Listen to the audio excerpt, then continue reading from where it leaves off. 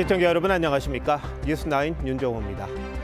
추미애 위원장 체제의 국회 법사위의 입법 폭주가 심상치 않습니다. 3대 특검의 수사기간을 연장하고 인력도 늘리는 특검법 개정안이 민주당 주도로 조금 전 법사위 전체 회의를 통과했습니다. 역대 최대 규모, 최장 활동기간 특검을 가동시킨 지 불과 석 달 만에 다시 법을 뜯어고친 겁니다.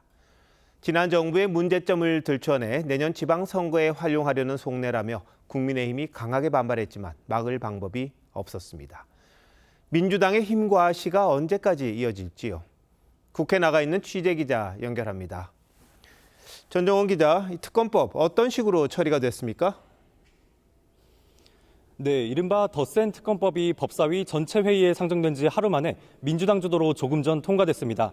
최장 90일까지 법안을 수기할 수 있는 안건조정위원회도 열렸지만 법력권 의원들이 이 역시 20여 분 만에 종결시켰습니다. 특검법 개정안은 역대 최대 규모인 수사 인력을 더 늘리고 수사기간도 30일 더 연장해 내년 초까지 할 수 있도록 했습니다. 재판을 생중계할 수 있도록 하는 조항까지 포함되면서 국민의힘은 내년 지방선거를 내란 프레임으로 치르려는 것 아니냐고 반발하기도 했는데요. 처리 당시엔 회의장에서 퇴장했습니다. 네, 그런데 재판 중계를 의무화하는 내용이 대법원까지 위헌 소지 있다고 지적을 했잖아요. 이 부분 바뀌었습니까? 네, 대법원은 재판 공개 여부를 법원이 결정하도록 규정한 헌법 109조에 위반될 수 있다고 지적했는데요. 민주당은 처리 직전 위헌 요소들을 삭제했습니다. 주시기 바랍니다. 오늘 법사위에 출석한 천대엽 법원행정처장도 위헌성에 대한 우려를 표시하며 증언이 왜곡되거나 변질될 가능성이 있다는 점을 지적했습니다. 천 처장은 또 재판 중계가 이뤄지면 피의자나 증인들이 출석이나 증언을 거부할 수 있다는 점을 들어 재판에 차질을 빚을 수 있다고 덧붙였습니다. 충실하고 또 객관적인 진실에 부합하는 재판 이루어지는데 좀 장애가 될 수 있겠다 이런 걱정을 좀 하고 있습니다. 천 처장은 또 비공개가 원칙인 재판 전 공판 준비 기일까지 공개가 되면 합리적인 의견 교환이 어려워질 수 있다며 이 부분은 입법 착오가 아니냐고 조목조목 지적하기도 했습니다. 천 처장의 지적에 민주당도 한 발 물러섰습니다. 피고인 검사가 모두 동의하는 경우에는 재판의 일부를 중개하지 아니할 수 있다.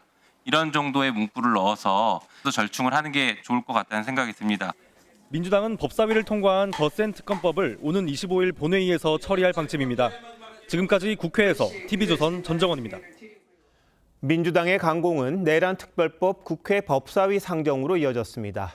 특검이 요청한 영장을 법원이 다 내주지 않는다고 이른바 내란 사건을 전담하는 별도 재판부를 두자는 내용입니다. 입법부가 사실상 재판부를 만드는 거라 역시 위헌의 소지가 있죠. 천대엽 법원 행정처장은 초대 대법원장인 가인 김병로 선생의 말까지 인용하면서 작심 비판했습니다. 이어서 신경희 기자입니다.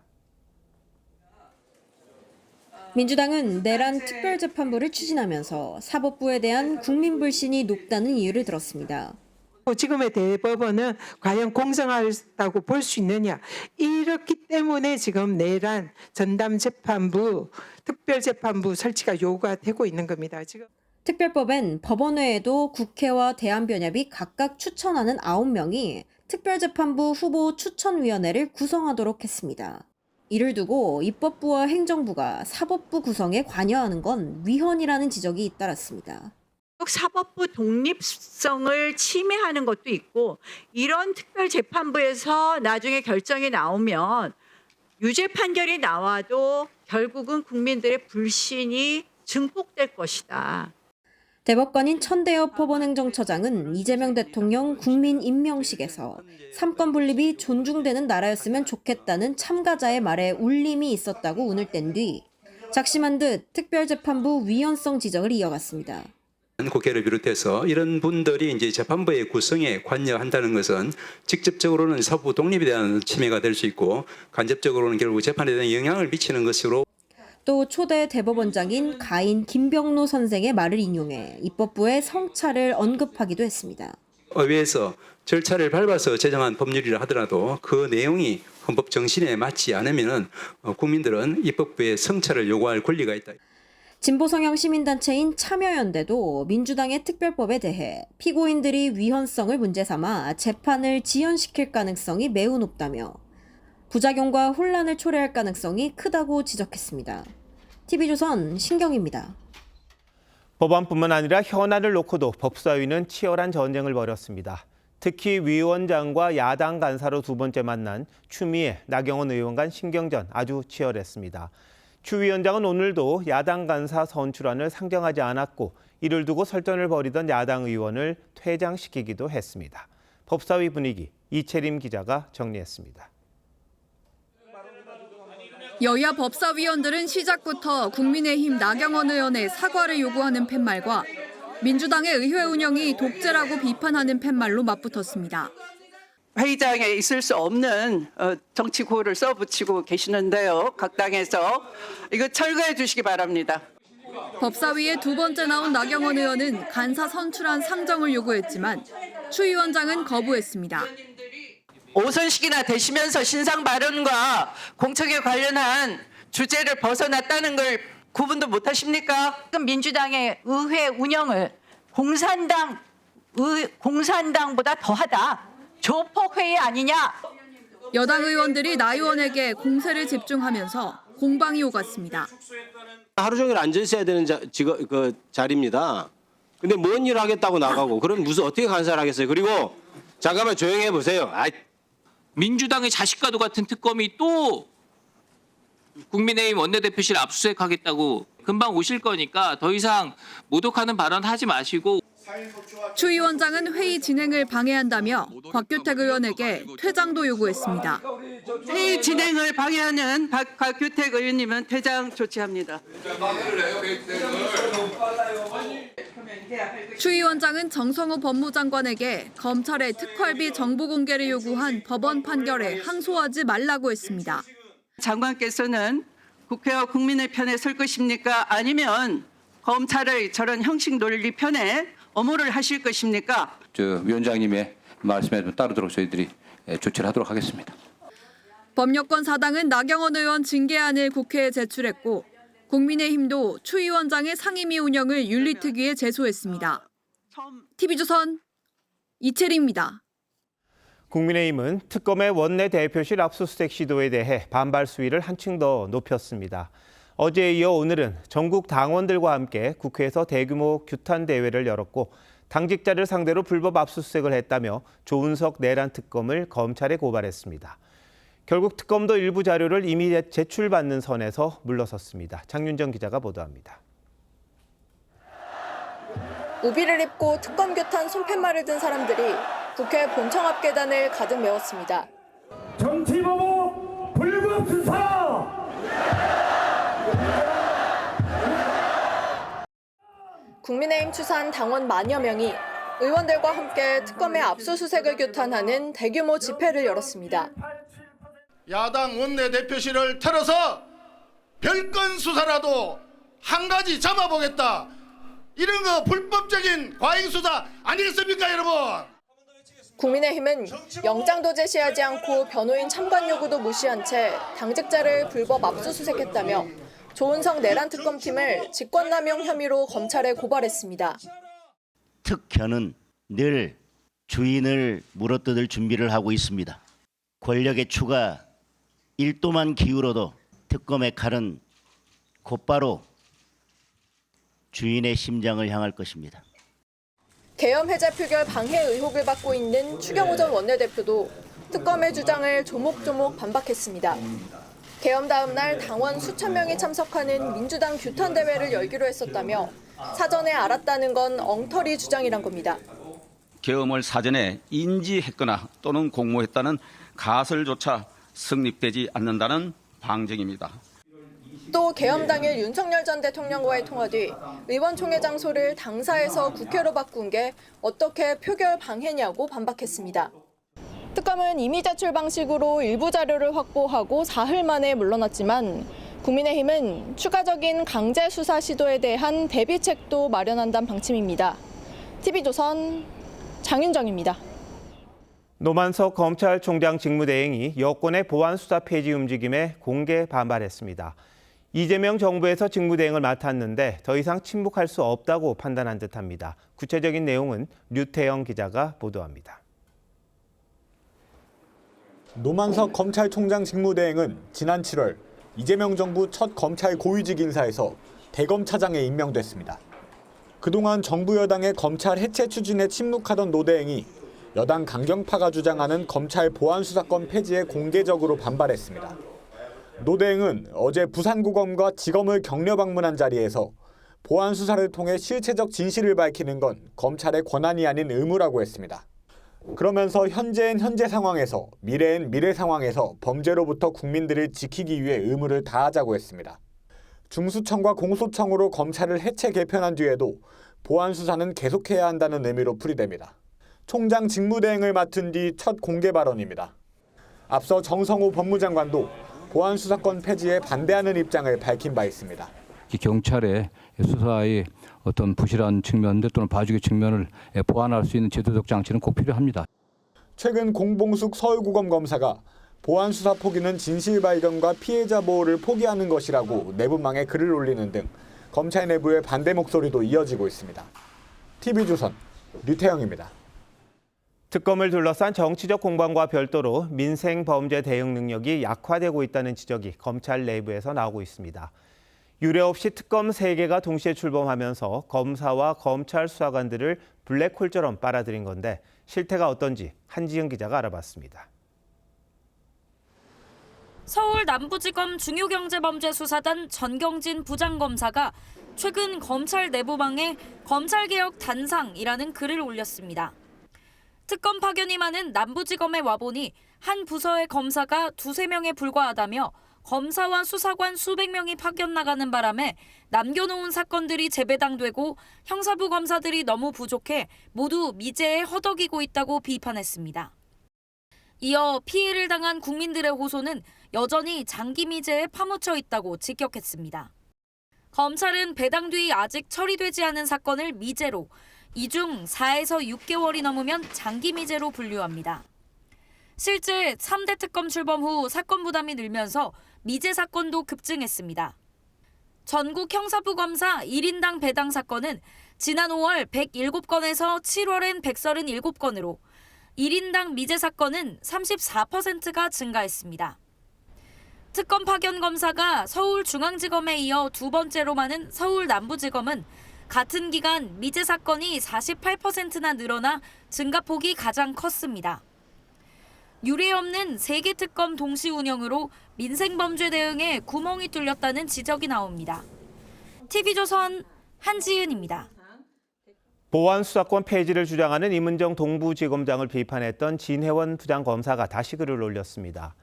찐윤이 검찰을 장악하고 있다는 임 지검장의 발언을 지적한 건데 과거 임 지검장이 윤석열 전 대통령을 칭송했던 글까지 공유하며 스스로를 돌아보라고도 했습니다. 안혜리 기자입니다.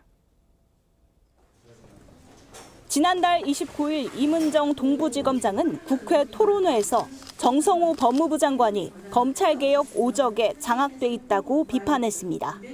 찐윤 검사들이 역시 검찰을 장악했다는 인사 사인일 수밖에 없어서 그 결과가 검찰개혁을 갖다가 눈 가리고 아웅하는 수준의. 이에 대해 진혜원 부장검사는 SNS에 인적 청산 주장하려면 본인부터 돌아보라며 과거 임 지검장이 윤석열 전 대통령을 칭송했던 글을 올렸습니다. 2017년 윤 전 대통령이 서울중앙지검장이 된 뒤 임 검사장은 SNS에 자신이 2013년 검찰 내부망에 올렸던 윤 전 대통령 옹호글을 공유했습니다. 2013년 중앙지검 국정감사에서 항명 논란이 일었던 당시 윤석열 국정원 댓글 사건 수사팀장을 향해 좁고 험한 가시밭길을 선택했던 고뇌의 무게를 언급하며 함께하는 마음을 전한다고 응원했던 글입니다. 진 부장검사는 임 검사장을 향해 자기부터 사직해야 할 판이라고 지적했습니다. 임 검사장은 지난 2016년에도 SNS에 국정농단 특검 수사팀장이던 윤 전 대통령을 두고 든든히 버텨주고 있어 걱정되지 않는다는 응원글을 올린 바 있습니다. 임 지검장은 이 같은 지적에 대한 TV조선의 반론 요청에 답하지 않았습니다. TV조선 안혜리입니다.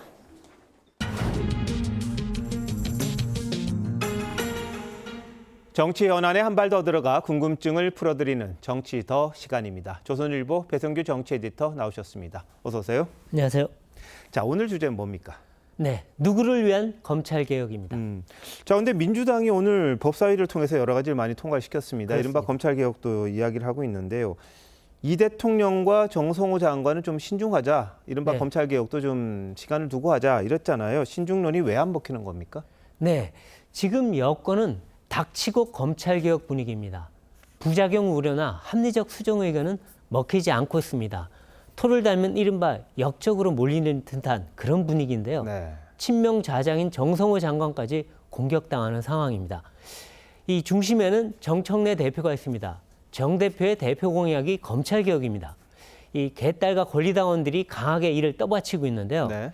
정 대표는 이를 최대치적으로 앞세워서 내년 대표 경선에서 연임을 노리고 있습니다.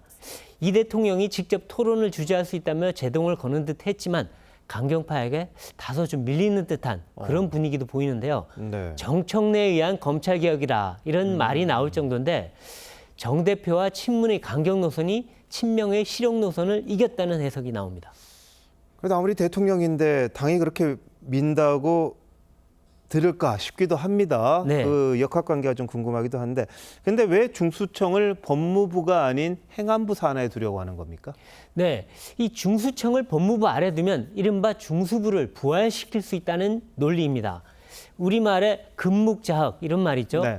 그러니까 검찰 주변에 중수청 두면 검찰처럼 검게 변해버리니까 근처에 얼씬도 못하게 하겠다 이런 뜻입니다.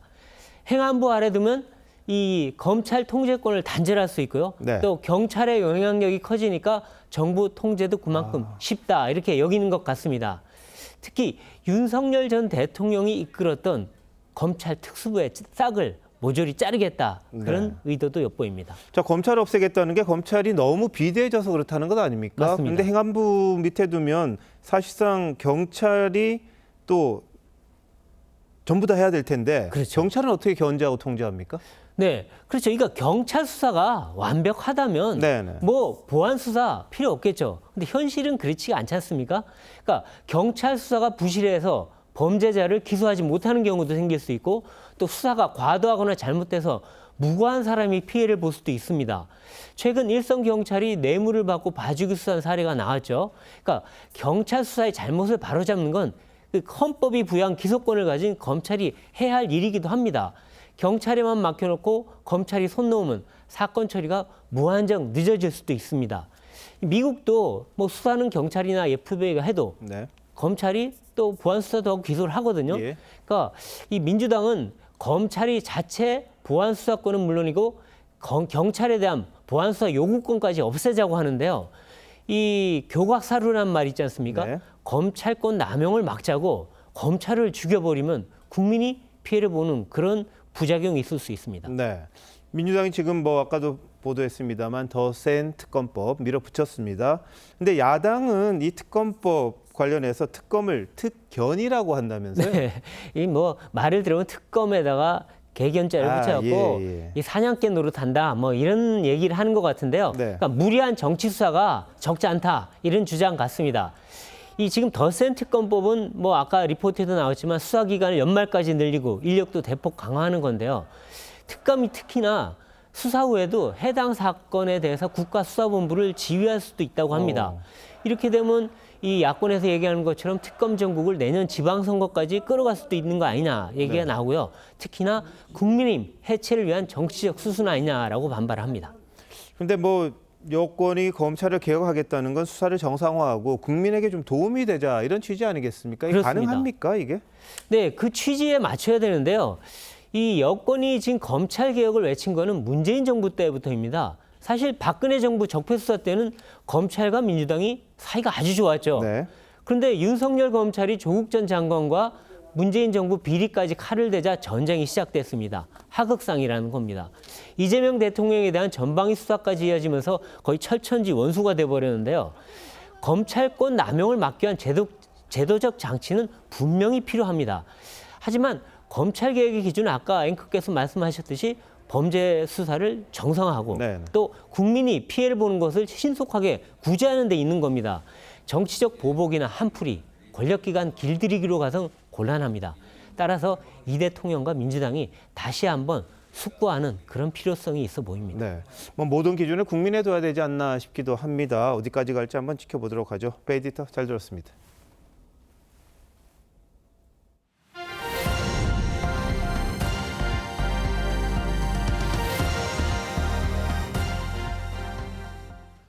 조국 혁신당 강미정 대변인이 자신에 대한 성비위 사건 처리가 문제가 있다며 탈당을 선언했습니다. 성 관련 문제가 아직도 정치권에서 근절되지 않고 있다는 걸 보여주는 사례인데요. 강 대변인은 당이 수개월째 피해자 보호를 외면했다고 주장했습니다. 특히 광복절 특사로 자유의 몸이 된 조국 전 대표까지 침묵한 데 대해 좌절감을 느낀 것으로 보입니다. 조국 혁신당은 모든 조치를 다 했다고 반박했고 조 전 대표는 취재진의 질문에 답하지 않다가 SNS를 통해 11시간 만에 입장을 냈는데요. 뭐라고 했는지 한번 보시죠. 먼저 황정민 기자입니다. 당내 성비위 사건 피해자 중 한 명인 조국혁신당 강미정 대변인이 기자회견장에 들어섭니다.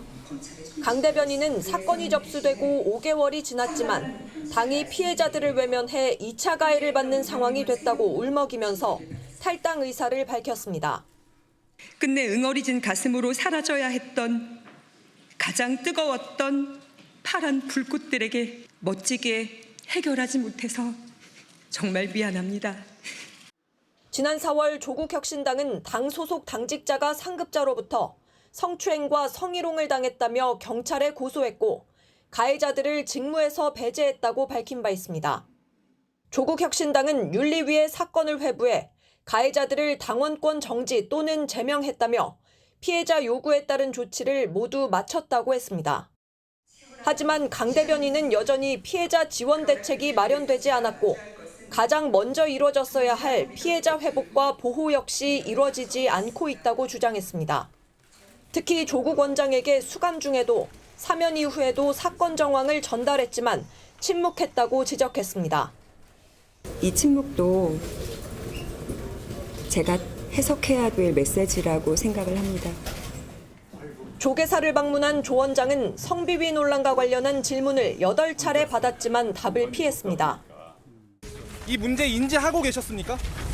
원장님 평소에도 불평등 관련돼서 말씀 많이 하셨는데 입장 한마디 부탁드리겠습니다. 다음 기회가 있을 것입니다. 오늘 조 원장은 강 대변인 기자회견 11시간 만에 SNS를 통해 피해자분들께 깊은 위로를 전한다며 미진한 점이 없는지 살피겠다는 입장을 밝혔습니다. TV조선 황정민입니다. 이 같은 성추문 논란에 불을 붙인 여권 인사가 있습니다. 바로 민주당 최강욱 교육원소원장인데요. 최근 광복절 특사로 조국 전 대표와 함께 특혜를 받았었죠. 최 원장이 조국 혁신당 성비위 사건과 관련해 문제를 제기하는 이들을 개돼지라고 표현한 겁니다. 불똥이 민주당까지 번지자 정청래 대표는 긴급 진상조사를 지시했고 최 원장은 뒤늦게 2차 가해 지적을 인정했다는데 최 원장이 어떤 말을 내놨는지 직접 보시죠. 고승영 기자입니다. 민주당 최강욱 교육연수원장의 해당 발언은 지난달 31일 조국혁신당 정치 아카데미 강연에서 나왔습니다. 조국혁신당 내 성비위 피해자들과 연대해온 한 여성 당원이 사건에 대한 당의 처리 방식을 이해할 수 없다며 조언을 구한 데 대한 답변이었습니다. 내가 보기에 나는 누구가 좋은데 저희가 조용하니까 저 말을 맞는 것 같아. 이건 아니죠. 그건 자기 생각이 아니잖아요. 그 개돼지의 생각이지. 더 심한 경우도 많다며 큰일이 아니라는 투로 말하기도 합니다.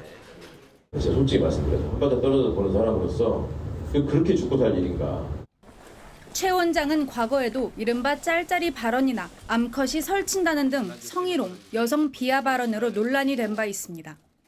동물농장에도 보면 그렇게 암컷들이 나와서 설치고 이러는 거는 잘 없습니다. 논란이 커지자 정청래 대표는 윤리감찰단의 긴급 진상조사를 지시했습니다. 윤리감찰단에 진상을 한번 파악해봐라 이렇게 했으니까 이제 보고 나서 또 판단해 보겠습니다. 최 원장은 SNS를 통해 2차 가해 지적을 겸허히 받아들인다며 유감을 표했습니다. 다만 감찰단은 성실히 답하고 판단을 기다리겠다며 연수원장 사퇴의 뜻은 밝히지 않았습니다. 국민의힘은 박원순 전 서울시장 사건 등을 언급하며 민주당은 늘 투쟁에 도움된다면 성비위도 덮자는 식이었다고 비판했습니다. TV조선 고승현입니다. 다음 소식입니다. 북한 김정은 위원장이 중국 시진핑 주석과 정상회담을 마치고 조금 전 중국 인민대회당을 떠났습니다. 이번에 중국을 찾은 국가 정상 가운데 시 주석과 만찬을 한 사람은 김정은이 유일합니다. 그만큼 특별 대우를 받았다는 뜻이겠죠. 시 주석이 구축하고 있는 반미연대에서 북한이 차지하는 위상이 작지 않다는 걸 보여줍니다. 중국 베이징에서 최우정 기자가 보도합니다.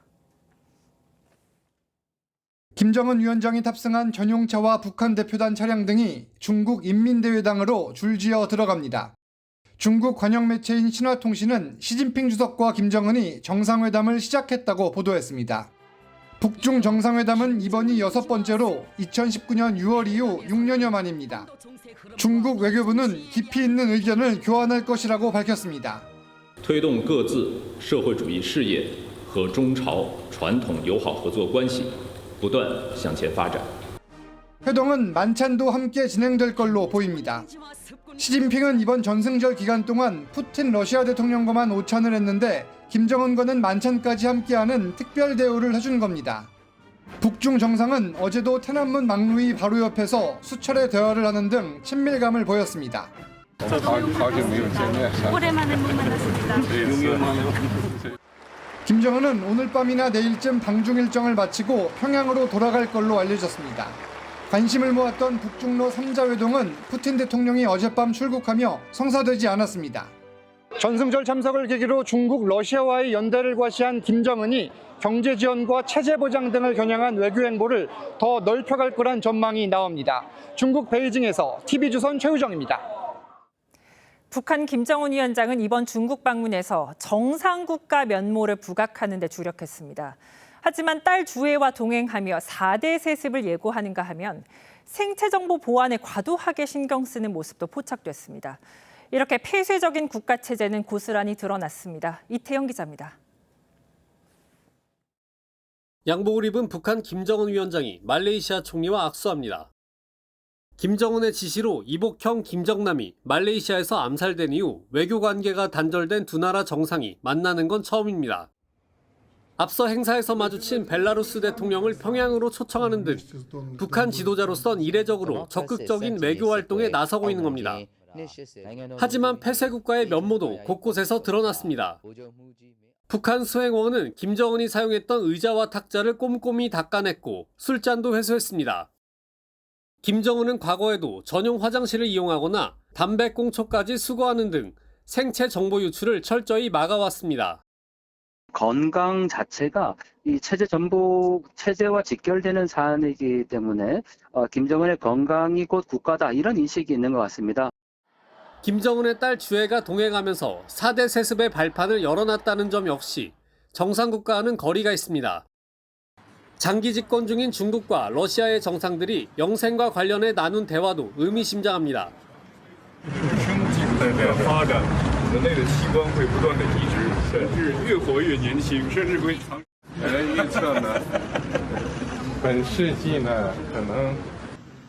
시진핑 주석은 올해로 집권 12년째고 푸틴은 25년, 김정은은 14년째 북한을 통치하고 있습니다.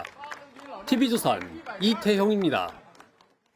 열병식을 통해 반미연대를 과시한 중국은 곧바로 미국과의 무역전쟁에도 돌입한 모습입니다. 오늘부터 미국산 특수 광섬유에 최대 78%의 반덤핑 관세를 물리기로 했습니다. 미국과의 추가 관세 협상을 앞두고 힘겨루기에 나선 거란 분석입니다. 김자민 기자입니다. 중국 상무부가 어젯밤 발표한 미국산 특수 광섬유에 대한 통상 보복 조치입니다. 2028년 4월까지 미국산 단일 모드 광섬유에 회사별로 최대 78.2%의 반덤핑 관세를 부과한다고 나와 있습니다. 단일 모드 광섬유는 5G 통신, 데이터 센터 등 핵심 인프라에 사용되는 전략기술 제품입니다. 상무부는 이번 조사가 중국 업체의 요청에 따른 것이라고 밝혔습니다.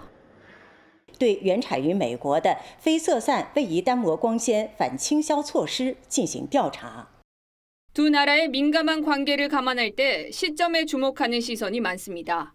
최신 무기 체계를 과시한 열병식 직후에 발표됐다는 점에서 중국의 대미 무역 굴기의 의도가 담겼다는 해석이 나옵니다. 웨 씨는 미국의 중국 반도체 산업을 압박하려는 정책에 대응한 것이라고 평가했습니다. 물러나지 않겠다라는 메시지 이런 걸 보내는 겁니다. 협의가 진행 중인 과정에서는 최대한 자국의 이익을 위해서 끝까지 주고받기를 하겠다. 앞서 미국은 TSMC 중국 난징 공장에 대한 미국 반도체 장비 수입 허가를 취소했고 열병식 직후에는 중국 화학업체 대표 2명을 펜타닐 원료 관련 제재 대상으로 지정했습니다. TV조선 김자민입니다. 김건희 의혹 특검이 통일교 한학자 총재에게 다음 주 월요일에 출석하라고 통보했습니다.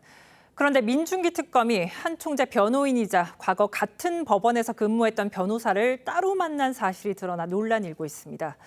특검 측은 일상적인 인사만 나눴다고 해명했지만 부적절한 만남이었다는 비판은 피하기 어려워 보입니다. 조유진 기자입니다. 특검은 통일교가 현안 청탁을 위해 김건희 여사와 국민의힘 권성동 의원에게 금품 등을 건넨 혐의를 조사 중입니다. 특검은 오는 8일 통일교 한학자 총재에게 피의자 신분으로 출석하라고 통보했습니다. 한 총재는 최근 입원해 심장 관련 시술을 받았지만 불출석 의사는 밝히지 않은 걸로 전해졌습니다. 한 총재는 혐의를 부인하고 있습니다. 어떤 불법적인 정치적 청탁 및 금전 거래를 지시한 적이 없습니다. 이런 가운데 민중기 특별검사가 지난주 특검 사무실에서 한 총재 변호를 맡은 이모 변호사를 25분간 만난 사실이 드러나 논란이 되고 있습니다. 이 변호사는 과거 민특검의 배석 판사를 맡은 적이 있다는 점에서 전관예우 아니냐는 비판이 나옵니다.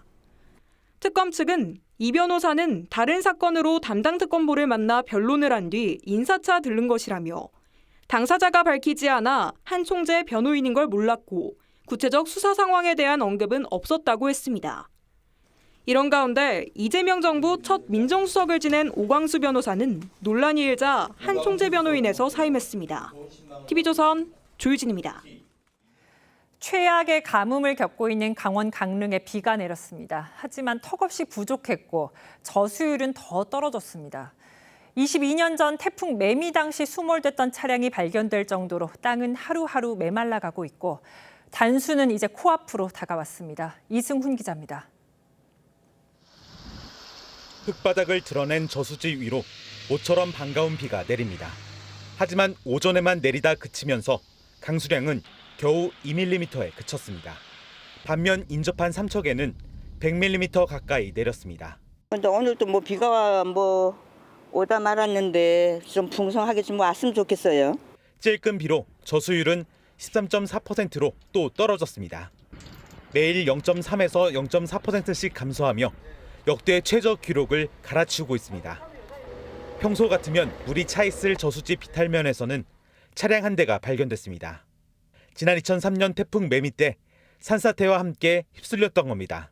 매미 때문에 그랬는지 발견됐는데 범죄 혐의죄는 없습니다. 차량 400여 대를 투입해 저수지에 매일 수천 톤의 물을 방류하고 있지만 저수율 10% 붕괴로 인한 시간제나 격일제 단수는 다음 주말쯤 현실이 될 것이란 전망입니다. 시민들은 욕조에 물을 받아두거나 생수를 대량 구매하기 시작했습니다. 생수 거의 평소에는 구매 안 하는데 요즘에는 8박스 정도 구비해놓고 있는. 강릉시는 내일 오전 가뭄 대응 비상대책을 발표할 예정인데 물 사용량이 많은 시설에 대한 단수 계획을 검토하고 있는 것으로 알려졌습니다. TV조선 이수훈입니다. 서울 서대문구 일대에서 초등학생들을 유괴하려던 남성 3명이 체포됐습니다. 학교 측이 유괴에 주의하라는 가정통신문까지 보내면서 학부모들이 공포에 떨었는데 일당의 범행 이유는 황당했습니다. 황재영 기자입니다.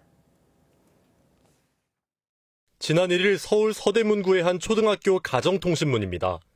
낯선 남성 2명이 아이들에게 집까지 데려다 주겠다고 제안한 사례가 보고됐으니 조심하라고 당부합니다. 아직도 그런 유괴가 있나 시도하는 것 자체가 좀 믿을 수 없었고 거짓된 내용으로 혹시 말을 해서 이게 상황이 커졌나라는 생각을 했었는데 관련 신고 2건을 접수한 경찰은 CCTV 분석 등을 통해 유괴 시도를 한 20대 남성 3명을 긴급 체포했습니다. 경찰 조사 결과 이들은 지난달 28일 오후 3시쯤 홍은동 일대에서 귀엽다, 집에 데려다 줄게라며 10분간 3차례 유괴를 시도한 것으로 파악됐습니다. 일당은 초등학교 앞에 있는 이곳 공영주차장에서 유괴를 하려 했지만 학생 2명이 도망을 가면서 미수에 그쳤습니다. 경찰 조사 결과 대학생과 직장인인 3명은 중학교 동창으로 전과는 없던 것으로 파악됐습니다.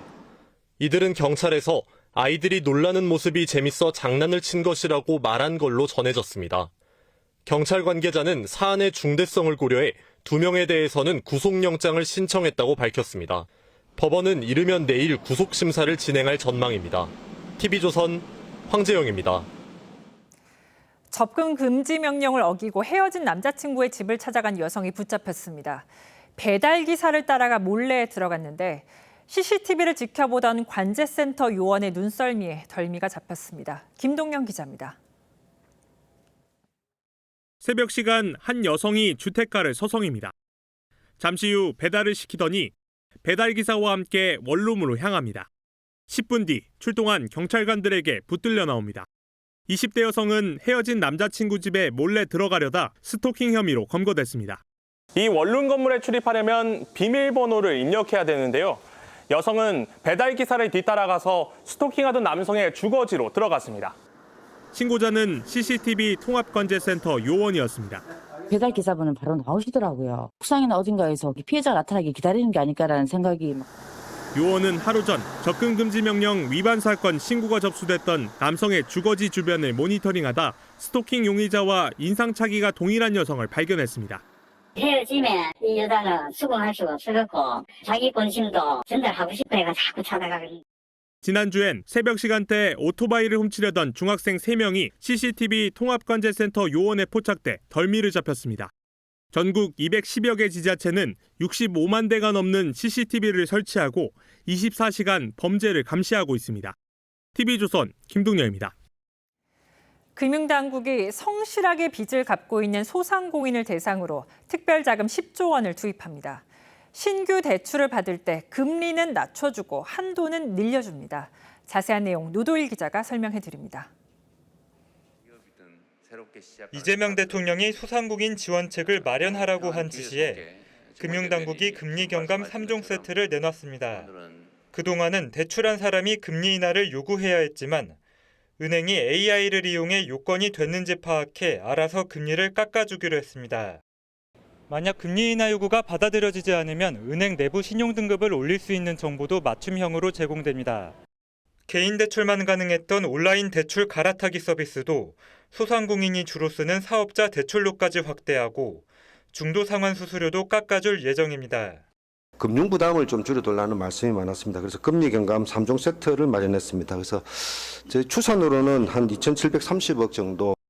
성실하게 빚을 갚는 소상공인에게는 10조 원을 투입합니다. 우대금리를 최대 1.3%포인트에서 1.8%포인트까지 올리고 대출 한도도 66%까지 늘립니다. 대출이다 뭐다 뭐 해놓은 게 많은데 그 이율도 높고 뭐하고 장사도 안 되고 소상공인들을 위해서 도와주면 우리는 너무나 좋죠. 금융위는 연체가 없는 소상공인이 중간에 폐업할 경우에도 은행이 만기까지 일시 상환을 요구하지 않도록 지침을 만들기로 했습니다. TV조선 노도일입니다. 계란 한 판 가격이 넉 달째 7,000원을 넘어서고 있습니다. 더 우려스러운 건 앞으로 값이 더 오를 가능성이 높다는 겁니다. 이유가 뭔지 윤우리 기자가 농가를 다녀왔습니다. 김포의 한 양계장. 올여름 닭 폐사율이 지난해보다 15%가량 늘었습니다. 유례 없는 김포겸에 닭들이 버텨내질 못한 겁니다. 팬을 30대를 넘게 돌리면서 에어컨이랑 다 같이 가동을 시키는데도 이번에 전기료가 한 23% 이상 인상이 됐고요. 폐사율 증가가 생산량 감소로 이어지면서 계란 한 판 가격이 넉 달째 7,000원을 넘겼습니다. 평년 대비 10% 이상 높습니다. 앞으로가 더 문제입니다. 이번 달부터 닭 한 마리당 사육 면적이 1.5배 늘어납니다. 지금 이 닭장에는 7마리씩 살고 있는데요. 닭 교체 시기 이후에는 4마리만 살 수 있습니다. 지난 2017년 살충제 계란 파동 이후 사육 환경 개선을 위해 개정된 축산법이 7년의 유예 기간 끝에 시행에 들어갔기 때문입니다. 정부는 관련 예산을 올해 504억 원으로 지난해보다 3배 이상 늘렸지만 농민들은 턱없이 부족하다고 하소연합니다. 사육 규모가 늘어나게 되면은 7만 소에서 공사비가 10억이 들어갈 거 25억이 들어가는데 현 시장 논리에서 지금 계란값을 인상을 안 시키고는 정부도 개정법이 적용되면 계란 생산량이 줄고 가격은 24% 오를 걸로 추산했습니다. 산란협회에서 시행 시기를 2년 유예를 요구를 하고 있고 정부에서는 검토 중이고 공급 물량 자체는 부족한 게 없다. 긴 폭염에다 준비 없이 시행된 규제까지 겹치면서 계란값은 당분간 안정을 찾기 어려울 전망입니다. TV조선 윤유리입니다.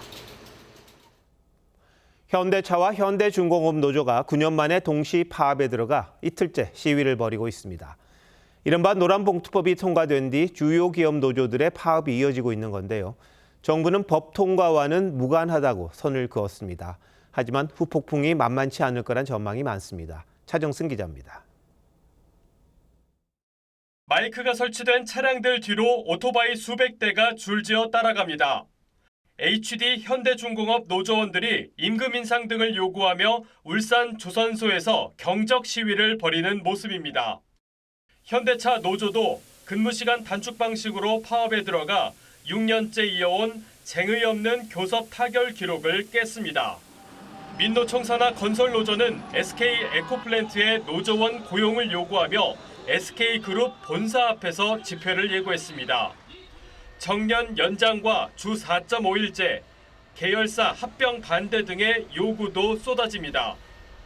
노조에 힘을 실어주는 노란봉투법 통과 이후 노동계 목소리가 커지고 있다는 분석이 나옵니다. 현재 가장 큰 변화는 투쟁의 수위나 요구사항의 범위가 훨씬 확대되고 높아졌다. 노란봉투법의 효과로 분석하는 것이 타당하지 않겠느냐. 잇따른 파업에 대해 고용노동부는 임금 단체 협약 과정에서 노사의 입장차 때문으로 노란봉투법과는 관계가 없다는 입장입니다. 하지만 내년 3월 노란봉투법이 시행되면 현장의 혼란은 더 커질 거라고 재계는 우려합니다. 수많은 하청 노조와 교섭은 어떤 방식으로 해야 하는지 교섭 안건은 무엇인지조차 불분명한 상황입니다. 노조의 쟁의 대상이 광범위하다는 지적에 대해 노동부는 정리해고 등 근로조건에 중대한 영향을 미치는 결정만 해당한다고 했지만 해외 투자나 기업 합병 같은 경영상 판단도 대상이 될 수 있다는 우려는 끊이질 않고 있습니다. TV조선 차정승입니다. 노란봉투법을 국무회의에서 통과시킨 이재명 대통령이 오늘은 양대 노총과 만나 자신은 아무 편도 아니라고 했습니다. 기업과 노동 모두를 중요하게 여긴다는 뜻으로 보이는데 기업들도 같은 생각인지는 모르겠습니다. 민노총 위원장은 노동자 편을 드는 행복 메이커가 되달라고 주문했습니다. 최민식 기자입니다. 이재명 대통령과 양대 노총위원장이 손을 잡고 기념 촬영을 합니다. 현직 대통령과 양대 노총위원장의 만남은 약 5년 만입니다. 양대 노총 위원장님께서 대통령실에 오는 거 오랜만이죠? 네. 딱하니까 손을 잡고. 이 대통령은 자신에게 편이 어디 있느냐며 친노동도 친기업도 아니란 점을 여러 차례 강조했습니다. 노란봉투법의 재개 반발이 거세지고 있는 데 대해선 법원에서 인정하는 것을 입법화한 것뿐이라고 했습니다. 노동과 기업이 양립해야 한다며 불신 해소를 위해 노동계도 적극적으로 대화에 나서달라고 요구했습니다. 지금 경사노위도 지금 저희가 조직을 못하고 있는데 고용의 안정성과 유연성 문제 이런 것들을 터놓고 한 번쯤 논의해야 된다고 생각합니다. 노동계의 요구도 잇따랐습니다. 민주노총은 특수고용 노동자의 노동권 보장과 노동시장 이중구조 해소 등을 핵심 과제로 제시했습니다. 특히 미국과의 협상에 따른 일자리 감소 우려를 제기했습니다. 핵심 산업들이 미국으로 빠져나가면 노동자는 일자리를 잃을 수밖에 없습니다. 트럼프의 페이스메이커가 아니라 노동자 서민의 행복 메이커가 되시면 좋겠다라는. 한국노총은 정년 연장과 주 4.5일제 도입을 위한 정부의 지원을 요청했습니다. TV조선 최민식입니다. 중국에 밀려 고전을 면치 못하던 국내 배터리 기업들이 해외 시장에서 잇따라 대형 계약을 따냈습니다. 기술력을 앞세운 성과라서 의미가 큰데 반등의 발판이 될 거란 업계 기대가 커지고 있습니다. 임유진 기자입니다. SK온이 미국의 재생에너지 기업과 2조 원대 ESS 공급 계약을 맺었습니다. ESS는 전기 저장 시스템으로 불규칙하게 전기가 생산되는 재생에너지의 필수 설비로 꼽힙니다. 내년부터 4년간 LFP 배터리가 탑재된 ESS 제품을 공급하게 되는데 그동안 중국 업체들이 장악해온 북미 시장에서 첫 대형 계약을 따냈다는 데 의미가 있습니다. 전기차 성장세 둔화에 대응하고자 사업 포트폴리오를 에너지 저장 장치, 즉 ESS까지 확장하게 됐습니다. 전기차 배터리 생산 라인을 일부 ESS용으로 전환해 내년부터 양산해. LG 에너지 솔루션은 벤츠의 배터리 15조 원어치를 공급하기로 했습니다. 전기차 150만 대를 만들 수 있는 물량입니다. 차세대 원통형 배터리의 성능을 앞세워 가성비를 내세운 중국 업체들의 경쟁을 따돌린 걸로 전해졌습니다. 기업 이미지가 있잖아요. 고급형 프리미엄급 차량을 생산해 왔기 때문에 이들 제품에서의 경쟁 우위가 최근에 업황 부진을 넘어서는데 큰 도움이 될 것으로 보입니다. 중국 기업들의 저가 공세에 글로벌 전기차 배터리 시장에서 중국 점유율은 50%를 넘어선 반면 우리 기업들은 16%대까지 떨어진 상황. 위축돼 있던 배터리 업계가 대형 계약 수주에 잇따라 성공하며 반등에 나섰습니다. TV조선 임유진입니다. 포르투갈 리스본에서 전차 푸니쿨라가 탈선해 최소 17명이 숨지고 20명 넘게 다쳤습니다. 부상자에는 한국인 1명도 포함돼 있었습니다. 현지 당국은 동력을 공급하는 케이블에 문제가 생긴 걸로 보고 정확한 원인을 조사하고 있습니다. 변재영 기자입니다. 담벼락에 부딪힌 노란 전차가 형체를 알아볼 수 없이 찌그러졌습니다. 잔해 사이로 구조 작업이 한창입니다. 좁은 길과 언덕이 많은 리스본을 상징하는 교통수단 푸니쿨라가 갑자기 철로를 벗어난 건 현지 시간 3일 오후 6시쯤입니다. Ficou sem freio, cerca de 1,5 m, ainda fez grande estrondo. Estava cheio. Nós ficámos logo a ajudar. 적어도 17명이 숨졌고 부상자도 20여 명에 이릅니다. 피해자 대다수가 외국인 관광객들로 한국인 여성 1명도 인근 병원에서 치료를 받고 있습니다. Estão muitas dessas vítimas que estão em estado grave, estão nos hospitais. Lisboa está de luto. Eu acho que todos os lisboetas estamos de luto. Isto é uma tragédia. 국가기념물로 지정된 푸니쿨라는 해마다 350만 명이 이용하는 관광 명물입니다. 사고가 난 글로리아 노선은 140년간 운행됐습니다.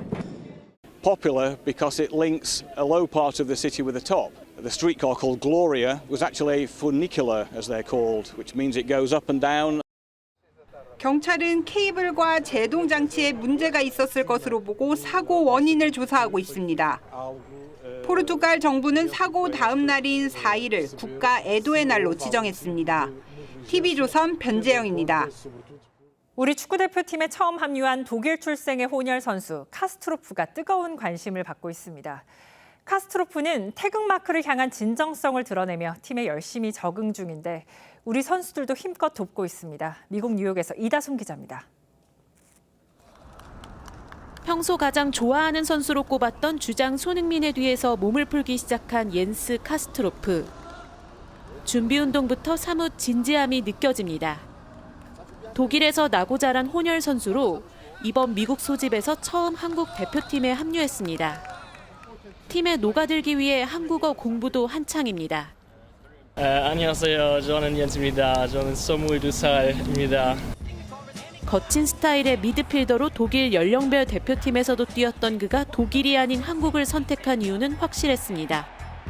My heart said I want to play for Korea, and that's why I'm very proud that I'm here now. 대표팀의 든든한 형님들은 분데스리가 출신의 장점을 살려 카스트로프 챙기기에 나섰습니다. 이제서 카메라 있다고 또 독일어 대표팀은 시차 적응 등 컨디션 관리를 위해 오늘 하루 훈련 시간을 오전으로 바꿨습니다. 우리 선수들은 뉴욕 입성 사흘 만에 26명 완전체 훈련을 기대했지만 이강인의 부상으로 25명이 손발을 맞췄습니다.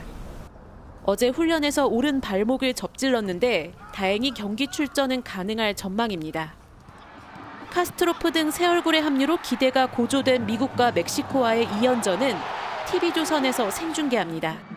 TV조선 이다솜입니다.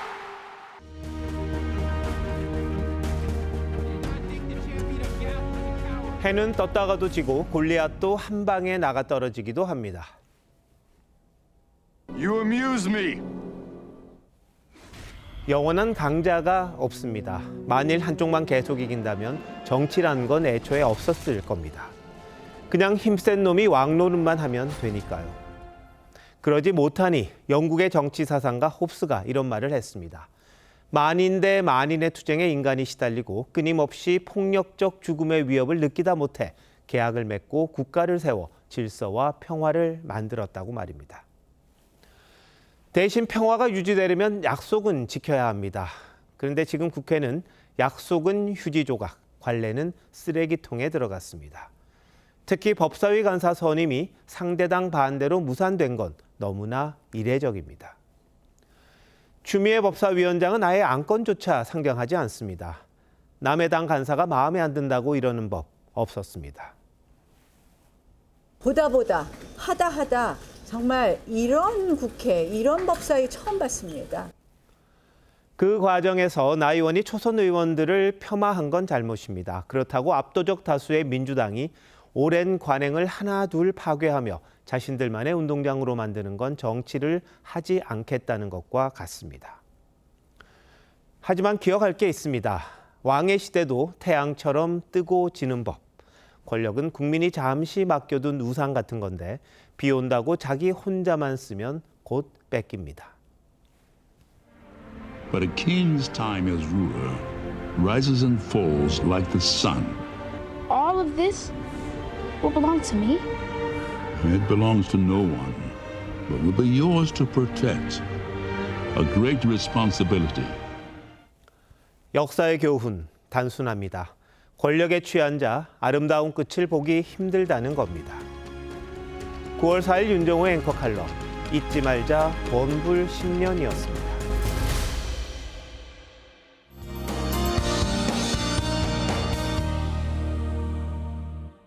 전국 곳곳에 비와 소나기가 이어지고 있습니다. 강원도와 경북 동해안에는 내일 새벽까지 비가 내리겠고 소나기 소식은 내일도 이어지겠습니다. 내일 오후부터 충청과 남부 내륙 지역에 5에서 60mm의 소나기가 내리는 곳이 있겠습니다. 남부지방과 제주도는 폭염특보 속 무더운 날씨가 이어지겠고 서울과 중부지방도 내일 한낮 기온 33도까지 올라 폭염특보가 내려질 가능성이 있겠습니다. 내일 전국 하늘 구름 많겠고 영남 동해안은 바람이 강하게 불겠습니다. 내일 아침 기온 서울 24도로 오늘보다 높게 출발하고요. 내일 한낮 기온 서울과 대전, 대구가 33도까지 오르면서 덥겠습니다. 주말에도 전국 곳곳에 비가 내리겠고 습한 날씨는 계속될 전망입니다. 날씨였습니다. 9월 4일 목요일 뉴스9 마칩니다. 시청해주신 여러분 고맙습니다.